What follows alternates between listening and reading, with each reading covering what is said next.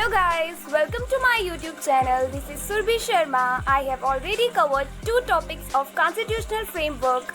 The first one was the company rule and the second one the crown rule. Now I'm going to teach you the Government of India Act of 1935. So let's get started.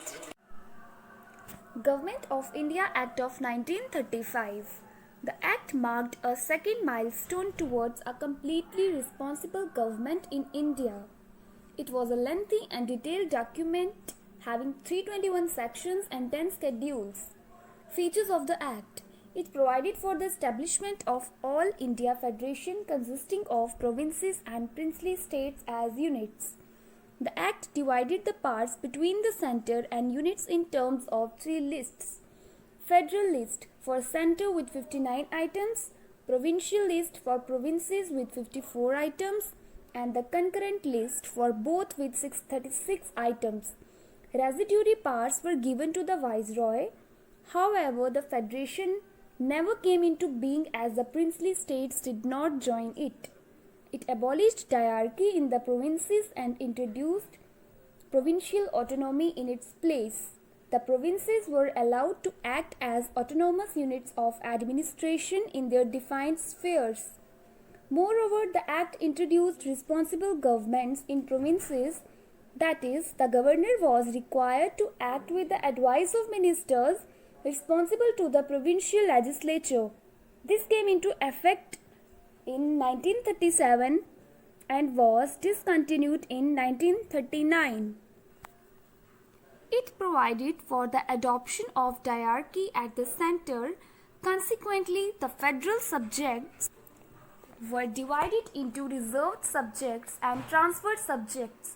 However, this provision of the Act did not come into operation at all. It introduced bicameralism in 6 out of 11 provinces. Thus, the legislatures of Bengal, Bombay, Madras, Bihar, Assam and the United Provinces were made bicameral consisting of a legislative council and a legislative assembly.